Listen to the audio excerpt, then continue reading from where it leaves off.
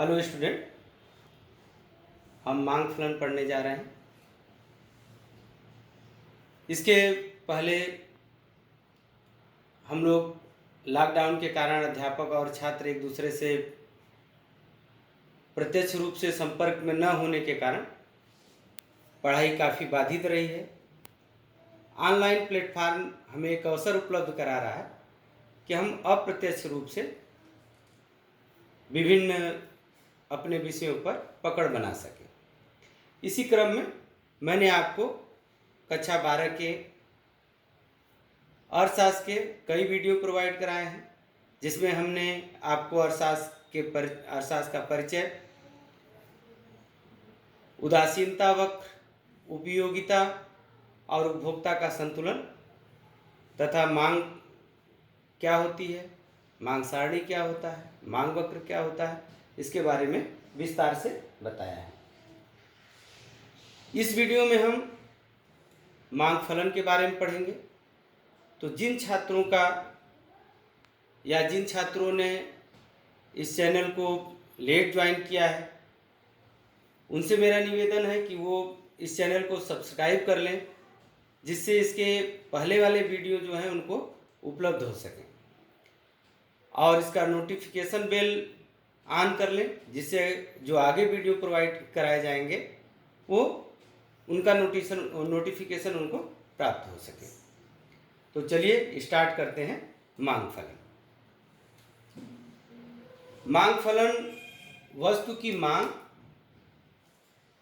और वस्तु की मांग के निर्धारक तत्वों के बीच क्रियात्मक संबंध को प्रदर्शित करता है।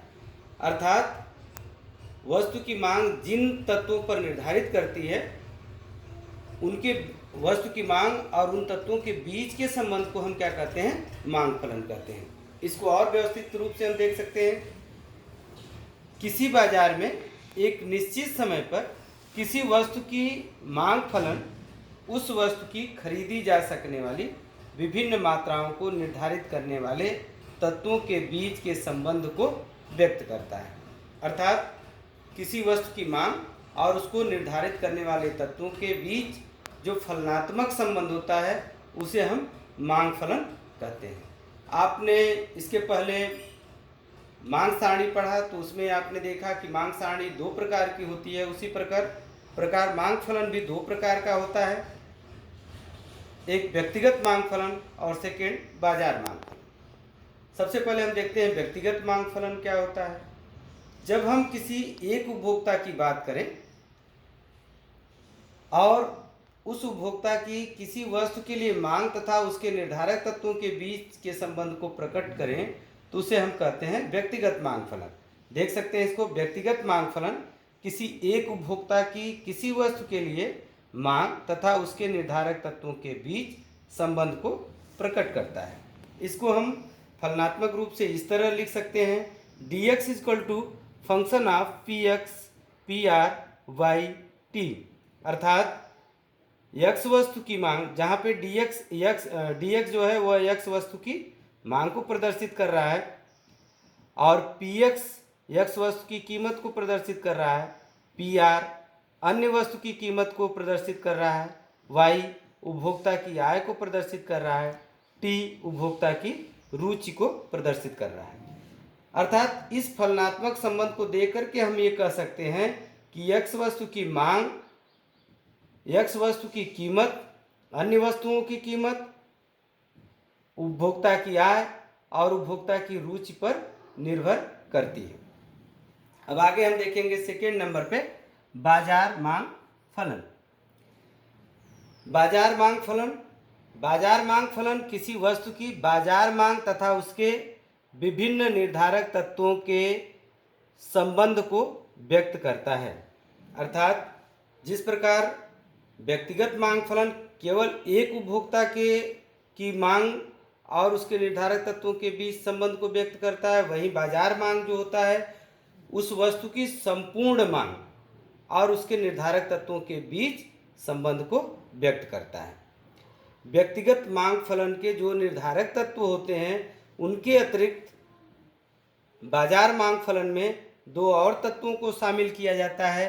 P जनसंख्या का आकार, YD राष्ट्रीय आय का वितरण। और इसको फलनात्मक रूप में इस प्रकार लिखेंगे, dx equal to function of px PR YT PYD।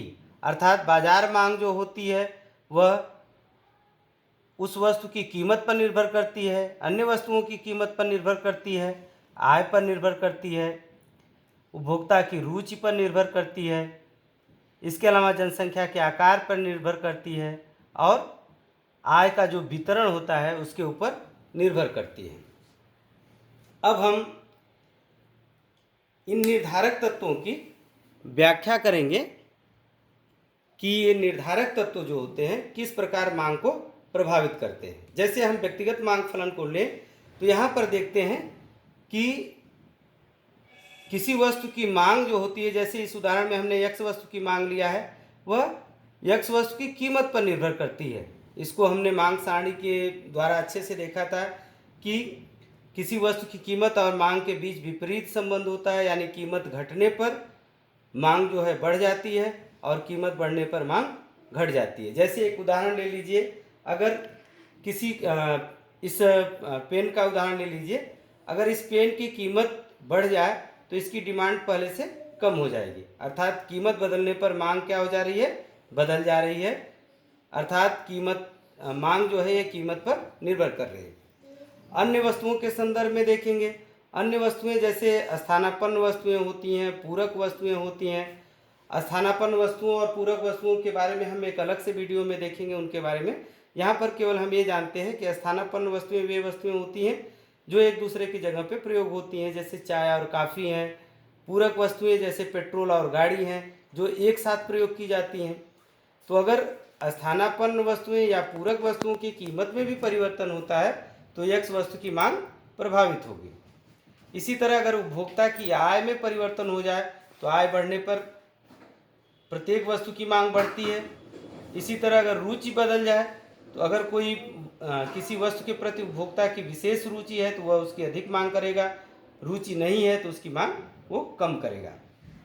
इसी प्रकार बाजार मांग में दो और तत्व हमने जोड़े हैं, जनसंख्या और राष्ट्रीय आय का वितरण। आप जानते हैं जहाँ जनसंख्या अधिक होगी वहाँ पर वस्तुओं की मांग भी अधिक होती है।